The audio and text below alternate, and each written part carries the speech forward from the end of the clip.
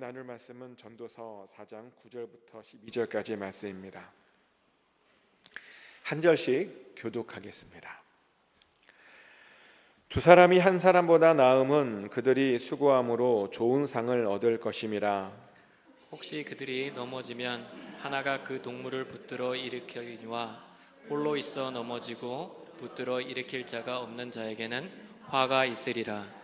또 두 사람이 함께 누우면 따뜻하거니와 한 사람이면 어찌 따뜻하랴.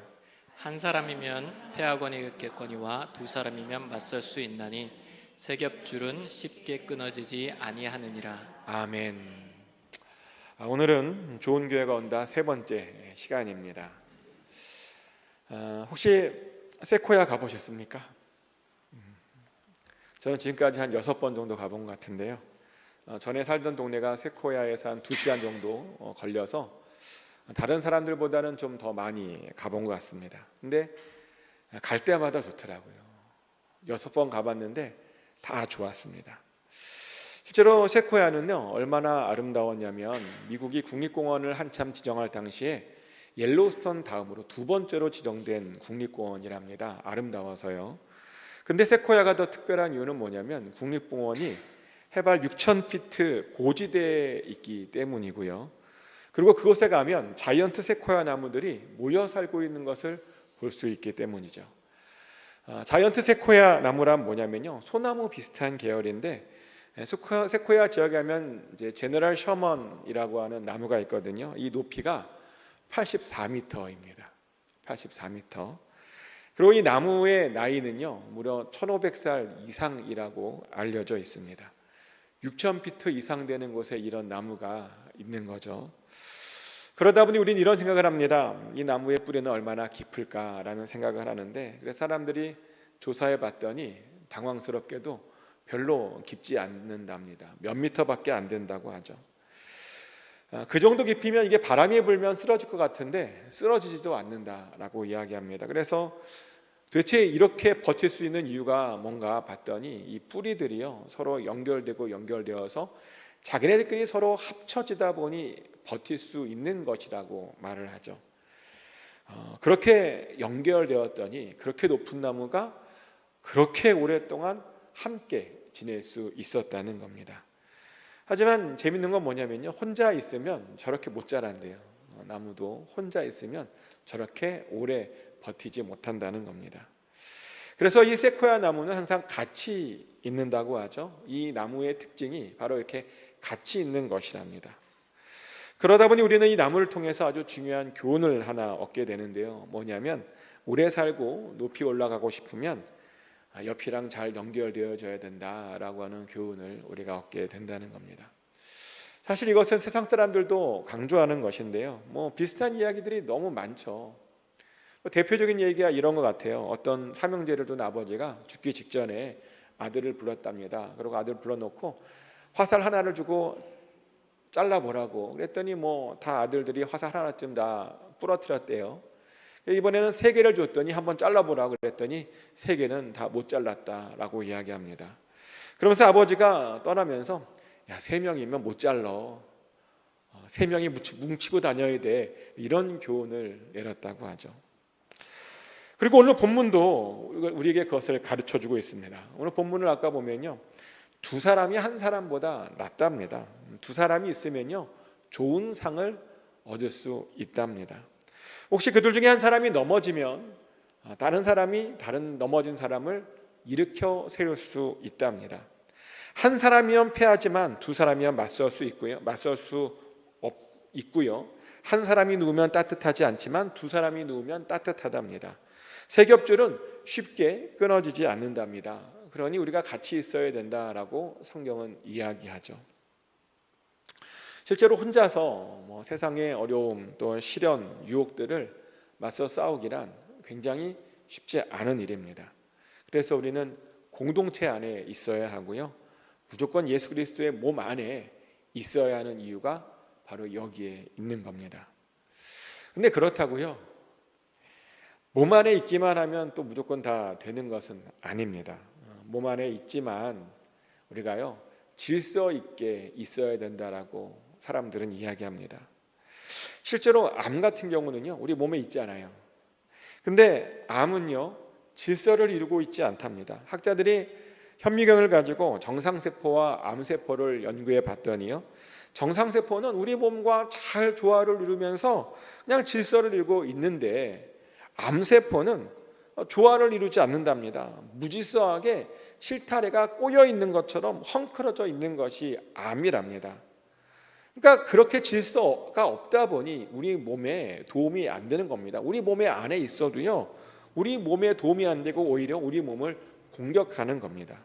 그래서 우리는 몸 안에 있는 건 좋은데 질서 있게 있어야 하는 겁니다. 그럼 질서가 뭐냐? 질서란 뭐냐면요, 교회 안에서 질서를 지킨다는 것은 뭐냐면 나만 옳다고 생각하지 않는 것이라고 사람들은 말합니다. 교회 안에서 우리가요, 나만 옳다라는 생각만 안 해도 사실은 큰 문제가 생기지 않습니다. 하지만 의외로 교회 안에는 나만 옳다고 생각하는 사람들이 많대요. 그러다 보니까 이렇게 교회들마다 싸우고 분쟁이 일어나고 서로 누가 옳으냐, 네가 옳으냐, 이렇게 싸우는 이유가 바로 그것 때문이랍니다. 교회에서 싸우는 사람들을 이렇게 이야기를 들어보면요, 정말 놀랍게도 서로 상대방은 다른데 똑같은 말을 한대요. 저 사람은 사탄이라고, 저 사람이 문제라고, 그러며 내가 얼마나 열심히 기도하고 있는지 아냐고, 하나님은 무조건 내 편이라고, 그런 말을 똑같이 양쪽에서 다 한다는 거예요. 싸우는 사람들이 참 신기하다고. 근데 누가 그러더라고요. 싸우는 사람들은 일단 하나님 편이 둘 다 아니라고. 둘 다 아니래요. 왜냐하면 하나님께서는 그런 식으로 문제를 해결하시는 분이 아니시기 때문이라는 겁니다. 정말 상대방이 사탄이라면요, 사탄 편이라면 하나님께서 직접 친히 심판하신답니다. 전에 교회에 있을 때 그런 얘기를 들었는데요, 어떤 분이 교회를 다녔는데 자꾸만 문제를 일으키더니 별의별 요구를 다 하신다는 거예요. 그래서 그분을 사랑하는 마음으로 교회가 다 들어주었답니다. 하지만 결국은 그분이요, 교회를 떠나가게 됐는데, 근데 떠나가면서 무슨 요구를 했냐면 내가 그동안 헌금했던 거 다 계산해서 다 내놓으라고 그런 요구를 하고 떠나가셨대요. 어떡합니까? 달라는데 교회가 줘야죠. 재정이 어려워도 다 챙겨 주었답니다. 왜냐하면 분쟁을 안 일으켜야 되잖아요. 싸우면 안 되잖아요, 교회 안에서. 그런데 그 이후로 어떤 일이 일어났냐면 하나님께서 그렇게 나간 사람을 직접 심판하셨대요. 몇 달 후에 그 가족들이요, 사고로 죽음을 당했다는 겁니다. 하나님께서 직접 심판하셨다 그러죠. 그것을 보고 교회 분들이 깜짝 놀랐대요. 하나님이 이 정도로 세시고 살아계시는 분인지 몰랐는데 하나님이 두렵다라고 그런 말씀을 하시더라고요. 그래서 우리는 사실 우리 혼자 우리 열받아 할 필요 없습니다. 하나님께서 알아서 하시겠죠. 하나님이 정말 저 사람이 사단이라면 하나님께서 알아서 하실 거 아닙니까? 그래서 우리는 나만 옳다고 생각하지 않고 질서를 지키며 잘 살면 됩니다. 그렇게 평안을 잘 유지하면요, 좋은 교회가 될 수 있는 겁니다. 근데 그렇다고요, 교회가 너무 조용하다고 또 좋은 거는 아닙니다. 어떤 사람은 교회는 조용해야 되는 거 아니냐라고 하는데, 아니요, 조용한 것도 물론 좋을 수 있지만 왜 조용한지도 봐야 합니다. 어떤 교회는 성도님들이 별로 참여하지 않아서 조용한 교회도 있답니다. 성도님들이 교회 일에 무관심해서 조용한 교회도 있답니다. 그런 교회 성도님들은 이렇게 말한대요.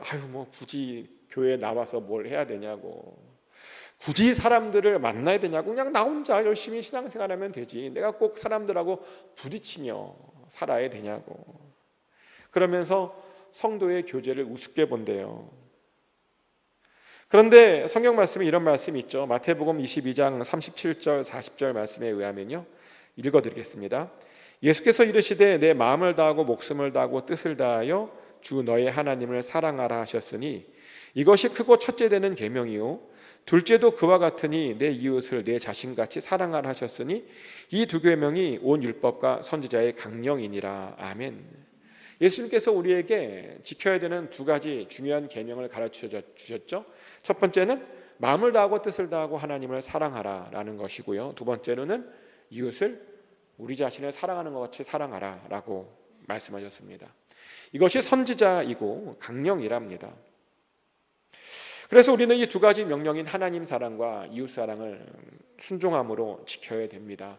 이 둘 중에 하나라도 안 지키면요, 사실은 다 안 지키는 것과 같습니다. 즉 하나님을 사랑하는 것만큼 우리가 우리 주변 이웃들과 성도님들을 서로 사랑해야 한다는 것입니다. 사랑하지 않으면요, 예수님의 명령을 지키지 않는 것입니다. 그래서인지 초대교회는 굉장히 공동체 지향적이었다라고 학자들은 말합니다. 신약 성경에 아주 자주 나오는 단어들이, 그러니까 단어는 아니고 문장, 그러니까 구문이 있는데요. 뭐가 있냐면 서로 피차 더불어 함께라는 단어가 굉장히 많이 나온대요. 예를 들어서 사도행전 22장 42절을 보면요, 그들이 사도의 가르침을 받아 서로 교제하고 라고 나오죠. 서로 교제했다. 로마서 1장 12절에 보면 이는 곧 내가 너희 가운데서 너희와 나의 믿음으로 말미암아 피차 안위함을 얻으려 함이라. 피차, 서로 안위함을 얻고 싶다는 겁니다. 로마서 12장 18절 말씀이죠. 할 수 있거든 너희로서 모든 사람과 더불어 화목하라. 더불어 하랍니다. 더불어 화목해야 된답니다. 로마서 15장 10절 말씀입니다. 또 이르되 열방들아 주의 백성과 함께 즐거워하라 하였으며, 함께 즐거워해야 한다고 이렇게 서로 피차 더불어 함께라는 단어가 굉장히 많이 나옵니다. 이거 말고도요, 성경 곳곳에 이런 단어들이 나옵니다. 하지만 어떤 사람들은 이런 단어들이 많이 나옴에도 불구하고 이런 단어들을 별로 신경 쓰지 않습니다. 그냥 개인적인 구원, 나만 구원받으면 되지, 이것으로 교회 생활을 끝내버리는 사람들이 있습니다. 신앙생활에 우리 주변에 다른 지체가 필요함을 깨닫지 못한다는 겁니다. 하지만 초대교회 성도들은요, 함께 구원에 이르도록 노력했습니다. 나 혼자 구원받는 것이 아니라 다 같이 함께 구원받으려고 노력했다는 겁니다.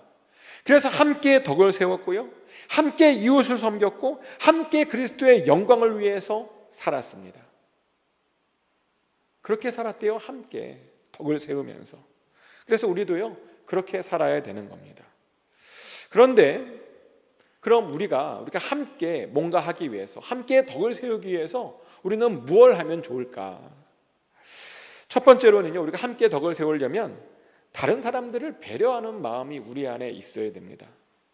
그러니까 나 중심으로 사는 것이 아니라 다른 사람 중심으로 돌아갈 수 있는 그런 환경을 만들어줘야 된다는 겁니다. 하지만 어떤 사람들을 보면요, 이것을 이해하지 못해요. 무조건 교회가 자기 중심으로 돌아가야 된다고 생각하는 사람들이 있습니다. 또 자기가 주목받아야 된다고 생각하는 사람이 있습니다. 자기가 지시해야, 자기가 결정해야 된다고 생각하는 사람들이 있습니다. 그래서 다른 사람들이 주목받으면, 혹은 다른 사람들이 지시하면 왠지 불편함을 느끼는 사람들이 있습니다. 그런데요, 그러면 절대로 우리가 함께 덕을 세울 수가 없는 것입니다. 또 두 번째로 우리는요, 나와 다른 사람들이 나와 다른 것을 용납하고 인정해야 됩니다. 지난번에도 제가 말씀드렸잖아요. 다른 것이 아름답다고. 여러분, 이 말씀을 정말 가슴에 새겨야 돼요. 다른 것이요, 아름다운 겁니다. 무지개 색깔이 여러 가지라서 아름다운 거잖아요. 사실 이것을 좀 전문적인 용어로 뭐라고 말하냐면요, 보편성이라고 말합니다. 보편성. 일부 매니아층만 좋아하는 가게는요, 오래가지 못합니다. 일부 몇몇 사람들만 좋아하는 연예인은요, 역시 오래가지 못합니다. 다양하고 많은 사람들이 좋아하는 가게가 오래가는 겁니다. 다양한 사람들의 팬들이 있는 연예인이요, 오래가는 겁니다. 교회도 마찬가지입니다. 교회는요, 일부 어떤 매니아층만 좋아하는 교회는 오래가지 못합니다. 그리고 소수만 좋아하는 교회는 주신 사명도 사실은 잘 감당할 수가 없습니다. 교회 안에는요, 다양한 은사를 갖고 있는 사람들이, 다양한 능력을 갖고 있는 사람들이, 다양한 배경을 갖고 있는 사람들이 다양하게 모여 있어야 됩니다. 다양함을 당연하게 여기고 서로의 다름을 인정하고 받아줄 수 있어야 되는 겁니다. 그리고 우리가 항상 마음에 새겨야 되는 게 뭐냐면, 다른 것이 틀린 것이 아니라는 사실입니다. 정말 많은 사람들이 이 실수를 해요. 나랑 다르면 틀렸다 라고 생각하는데 아니요. 다른 것은 틀린 것이 아닙니다. 우리가 다른 것도 받아줄 때 우리가 건강한 공동체가 될 수 있는 것이죠. 또한 세 번째로 우리가 덕을 세우려면요, 가능하면 함께 가야 합니다. 교회 생활을 하다 보면 느린 사람들이 있어요. 있잖아요. 느린 사람들 딱 생각나지 않으세요? 느린 사람들. 느린 사람들 있어요. 우리는요. 근데 효용성이라고 하는 이름으로 그 사람들을 기다려주지 않으면 사실은 건강한 교회가 되지 못하는 겁니다. 느린 사람들도요, 참고 인내함으로 같이 가야 합니다. 급하니까 빨리 간다? 반드시 분열되게 되어 있습니다. 그러면 교회가 갈라집니다. 그래서 교회는 가능하면 최대한 느리더라도 같이 함께 가야 합니다. 효용보다 중요한 것은 같이 가는 것입니다. 또 네 번째로 우리가 덕을 세우기 위해서는 서로 자기 희생을 해야 합니다.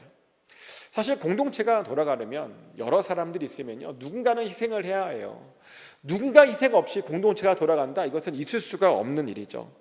하지만 아무도 희생하려 하지 않고 아무도 손해보려 하지 않으면 그 공동체는요, 제대로 돌아갈 수가 없습니다. 굴러갈 수가 없습니다. 아무것도 할 수가 없습니다. 사실 그래서 군대 같은 공동체도 계급을 만들어 놓고 계급이 낮은 사람들은 희생하고 손해봐야 된다라고 가르치잖아요. 뭐 직장도 마찬가지 아닙니까? 직장도 보면 직급이 있죠. 그래서 직급이 낮은 사람들이 높은 사람을 위해서 희생하고 또 손해보라고 이야기하죠. 그리고 이렇게 올라가게 만듭니다. 하지만 교회는 직급이나 계급이 없죠. 뭐 직분이 직급 같은 것 아니냐라고 물어보시는데 직분과 직급은 완전히 다른 겁니다.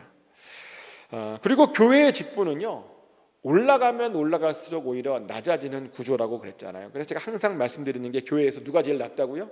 목사가 낮고, 그 다음 전도사, 그 다음 장로님, 그 다음 권사님, 그 다음 집사님, 이렇게 올라가는 거라고 그랬잖아요. 그래서 제일 높은 사람이 누구라고요? 세가족. 세가족의 제일 높은 사람이라고 제가 몇 번 말씀드렸잖아요. 그래서 교회는요, 직분이 높으면 높을수록 제일 많이 희생하고 제일 많이 손해봐야 됩니다.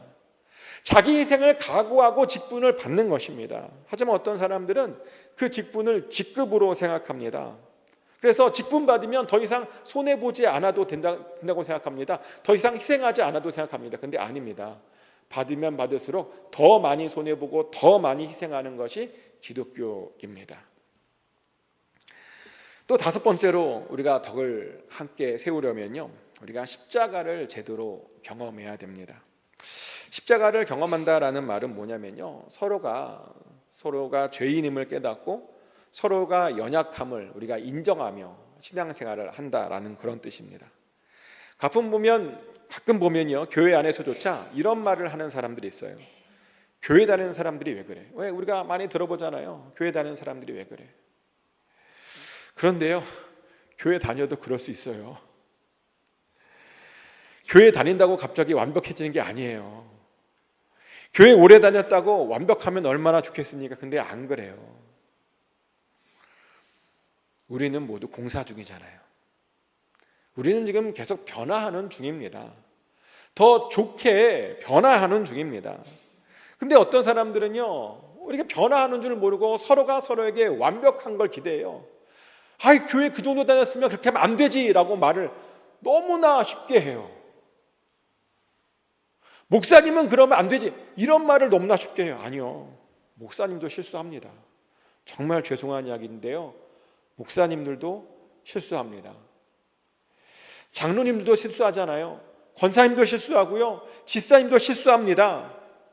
우리는 여전히 공사 중이라 여전히 부족한 것이 많습니다. 그래서 우리에게 필요한 건 뭐냐면요, 그런 부족함을 함부로 판단하지 말고 십자가를 통과해서 봐줘야 한다는 겁니다. 부족함을 보지 말고 십자가를 통과해서 그것을 봐줘야 된다는 겁니다. 십자가를 통과해서 보면요, 그의 연약함 속에서 예수 그리스도의 그 사랑과 희생이 보입니다. 예수 그리스도께서 그를 얼마나 사랑하셨는지가 느껴지고, 그를 위해 희생한 예수 그리스도의 그 숭고한 사랑이 보입니다. 그리고 그렇게 보면요, 세상에 이해 못할 사람이 한 명도 없게 됩니다. 품지 못한 사람이 하나도 없어집니다. 그래서 우리가 십자가를 경험해야 한다는 겁니다. 십자가를 경험하면 그냥 부족해도 사랑스러워지니까. 이 5가지 말고도 공동체가 하나가 되기 위해서는 사실 여러 덕목들이 더 필요하겠죠. 근데 제가 지금까지 말씀드린 이 5가지만 지켜도 사실은 우리가 덕을 함께 세워 나갈 수 있을 것 같습니다. 우리가 그 정도만 해도 하나가 될 수 있다는 겁니다. 그리고 사실 그렇게 하나가 되면요, 어떠한 어려움도 우리가 헤쳐나갈 수 있게 됩니다. 그래서 세상에도 하나됨을 그렇게 강조하더라고요. 하나되면 못할 일이 없대요. 어떤 유명한 농구 감독이 있었는데요, 그 감독님은 팀을 한 번 맡으면 그냥 우승까지 시킨대요. 대단한 거죠. 맡기만 하면 우승을 시키니까. 그래서 사람들이 그 감독님의 우승 비법이 궁금했답니다. 그랬더니 그 감독님이 자기의 비법을 한마디로 이렇게 표현했대요. 팀플레이. 자기는 팀을 맡으면 팀플레이를 시킨답니다. 물론 선수들은요, 이렇게 돋보이고 싶어 한대요. 자기가 뭔가를 해보고 그 사람들에게 인정받고 싶어 한다는 거예요. 근데 그렇게 못하게 하고 우승하고 싶으면 반드시 팀플레이를 해라 라고 가르친답니다. 그러면서 그 감독이 이런 말을 하더라고요. 패스야말로 최상의 플레이다. 농구는 연결의 스포츠이기 때문이다. 연결이 끊어지면 의욕과 원기를 잃고 결국 경기에서 지게 된다. 그러며 이분이 이런 말을 강조하더라고요. 큰 숲이 되려거든 함께 서라. 함께 있어야 큰 숲이 된다는 겁니다. 함께 해야 한 마음으로 한 몸이 돼야 뭔가 할 수 있다는 겁니다. 맞습니다. 큰 숲이 되려면 함께 연결되어져야 됩니다. 큰 숲이 되려면 함께해서 팀플레이를 할 수 있어야 되는 것입니다. 근데 그러려면요, 우리가 서로가 서로를 신뢰할 수 있어야 돼요. 서로가 서로를 믿어줄 수 있어야 되는 겁니다. 사실요, 사랑도 신뢰가 없으면 형식적이고 가식적인 사랑이 됩니다. 그래서 초대교회 공동체도요, 어떻게든 서로 신뢰하려고 애를 썼거든요. 그리고 그 신뢰를 깨는 사람들은 그 즉시 심판했습니다. 초대교회가요. 아나니아와 삽비라가 그런 케이스 아닙니까? 많은 사람들이 아나니아와 삽비라가 죽음에 대해서 이런 질문을 해요. 아니, 헌금을 절반만 드린다고 죽이는 게 말이 되냐? 그런 말을 하더라고요. 어떻게 생각하십니까? 정말 그들이 헌금을 절반만 드려서 죽은 것일까요? 아니요, 사실 아나니아와 삽비라의 문제는 헌금을 절반만 드린 것이 아니라 헌금을 절반만 드려놓고 다 드렸다고 거짓말한 것입니다. 다른 사람들을 속인 것입니다. 다른 사람들을 속여서 신뢰를 깨트리고요, 서로가 의심하게 만든 것입니다. 그것이 아나니아와 삽비라의 가장 큰 문제점이었습니다. 그래서 하나님께서 그 즉시 심판하신 것입니다. 신뢰를 깨는 행동은요, 그 정도로 심각한 행동입니다. 하지만 세상은요, 우리에게 신뢰를 깨도 어떠냐고 이야기합니다. 내가 손해보지 않으려면 약속을 깰 수 있다고 말합니다. 내가 속지 않으려면 그깟 약속이 뭐가 중요하다고 말합니다. 실제로 어떤 방송을 보면 정말 그렇게 말해요. 런닝맨 아십니까? 요즘도 일요일 저녁마다 런닝맨을 해요. 모르셨죠? 런닝맨 하도 안 보셔서 진짜 모르시는 것 같은데. 네. 런닝맨이라는 한국 프로그램이 있는데요, 되게 유명한 프로그램인데 주일 저녁마다 하는 프로그램이에요. 근데 요즘 이 프로그램이 좀 인기가 떨어졌어요. 사람들이 안 봐요. 여러분들도 안 보는 것처럼 다른 사람들 별로 안 봐요. 그게 왜 안 보냐 보니까, 예전에는 이 프로그램 안에서 서로 배신하고 속고 속였는데 요즘은 그렇게 속이지 않아서, 서로 속이지 않으니까 재미가 없다고 안 본대요. 그러면서 뭐라고 말하냐면, 예전처럼 좀 서로 속이라고, 예전처럼 좀 배신 좀 하라고, 배신해야 재밌는 거 아니냐고, 이런 요구를 한대요. 무서운 얘기 아닙니까? 이게요, 되게 무서운 이야기예요. 세상은요, 배신을 당연하게 생각하는 겁니다. 왜 배신하지 않냐고 말을 하고 있는 것입니다. 약속은 깨야 제맛이라고 지금 그런 말을 하고 있는 겁니다. 그런데 절대로 우리는 이런 사단의 계략에 넘어가서는 안 됩니다. 서로 상대방이 나를 속이더라도 우리는 선한 하나님을 믿고 끝까지 믿어 주어야 합니다. 그리고 믿을 수 있게 행동해야 합니다. 그것이 바로 공동체를 이룰 때 가장 우리에게 필요한 것입니다. 그러면 우리는 서로 책임도 져야 합니다. 서로의 연약함과 어려움을 함께 지려고 노력해야 합니다. 제가 이민교회를 목회하면서 여러 선배 목사님들에게 참 많은 이야기를 들었는데요, 대부분이 그래요. 어떤 말을 주로 많이 하냐면 성도님들의 삶에 깊이 개입하지 말아라, 성도님들의 삶을 책임지려고 하지 말아라, 그러면 목사만 힘들다라는 그런 말을 참 많이 해요. 선배 목사님들이 그런 말씀들을 참 많이 해요. 그러면 어떤 목사님께서 성도님의 삶을 책임져 주려고 했다가 어려움을 당했다는 이야기를 꼭 예화를 들어가면서 말을 해줍니다. 근데 그런 이야기를 들으면서 저는 이런 의문이 들어요. 목사인데 힘들다고 책임지지 않는 것이 과연 바른 것인가? 성도님들과 말로는 가족이라고 말하면서 가족이라고 말만 안 놓고 책임지지 않는 것이 정말 진짜 가족이 되는 것인가? 그런 의문이 듭니다. 저는 좀 다르게 생각해요. 힘들고 어려워도 같이 책임지는 것이 저는 바른 목회라고 생각하고 그런 사람이 목사라고 저는 생각합니다. 근데 목사만 그렇게 살아야 되는 건 아니고요. 사실 우리가 한 몸이다 보니 서로가 서로를 책임지며 우리가 서로의 연약함을 함께 지려고 노력해야 됩니다. 함께 뭔가를 할 수 있고 연약함을 서로 강하게 세워줄 수 있어야 된다는 겁니다. 근데 언젠가부터요, 교회 안에 이런 생각이 들어왔어요. 사람들 안에 엮이지 말자, 이런 생각을 해요. 많은 분들이 교회에 와서 다른 사람들과 엮이는 것을 싫어한답니다. 엮이면 피곤하대요.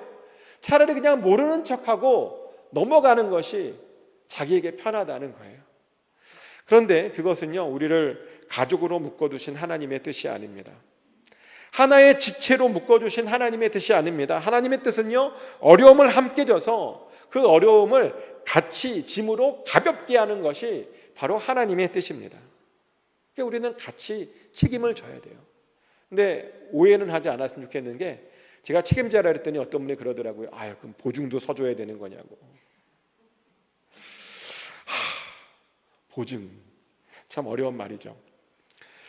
저는요, 보증은 정말 상대방의 선한 의도를 나쁘게 악용하는 나쁜 제도라고 저는 생각합니다. 살다 보니까요, 선한 의도를 나쁘게 만드는 몇 가지가 있는데 대표적인 게 코로나와 보증이 아닐까. 코로나 때 기억나십니까? 누가 아프다 그래서 병간호를 하러 갔어요. 코로나인 거예요. 모르고 병간했는데 하다가 옮았어요.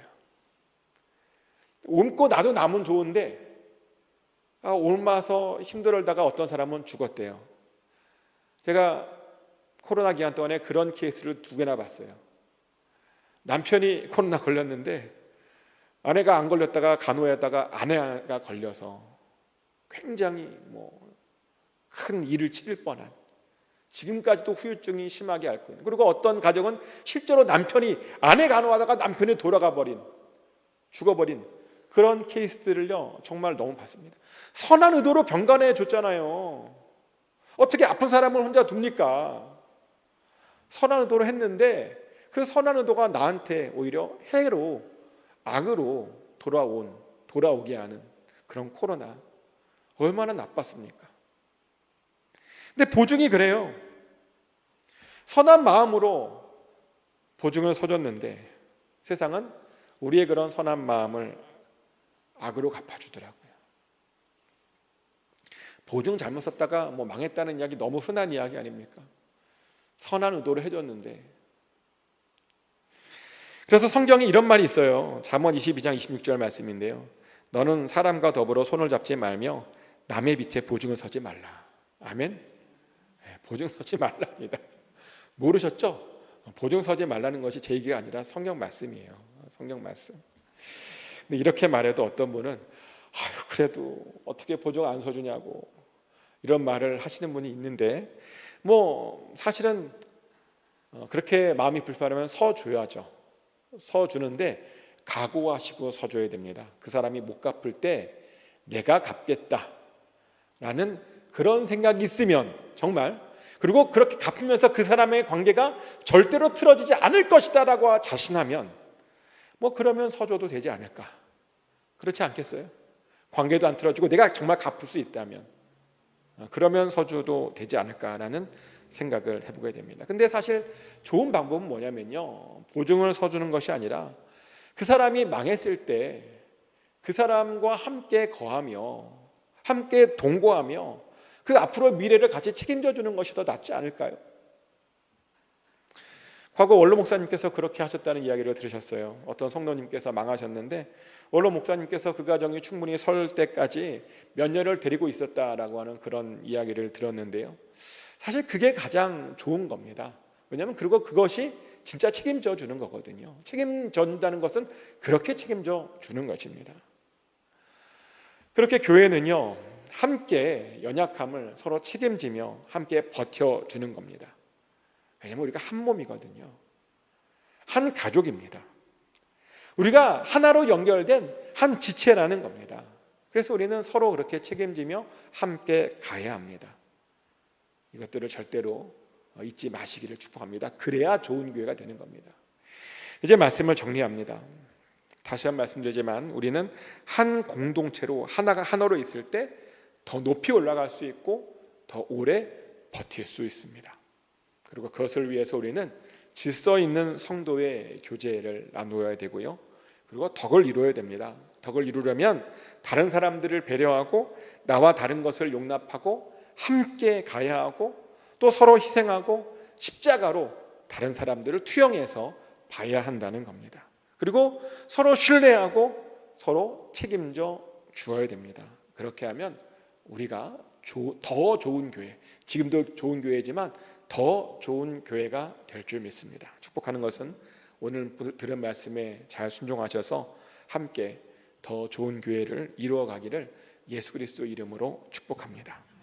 기도합니다. 우리 하나님, 오늘 우리가 어떻게 하면 더 좋은 교회를 이룰 수 있는지 같이 말씀을 나눴습니다. 우리가 하나가 되길 원합니다. 한 공동체가 될 수 있기를 원합니다. 우리가 함께 하나가 되어서 덕을 이루게 하여 주시고 서로 책임지게 하여 주시고 또 서로 신뢰를 주게 하여 주시옵소서. 그래서 하나님께서 기뻐하시는 더 좋은 교회가 되게 하여 주시옵소서. 우리를 그렇게 사용하여 주실 줄 믿습니다. 감사드리며 예수 그리스도 이름으로 기도드렸습니다. 아멘.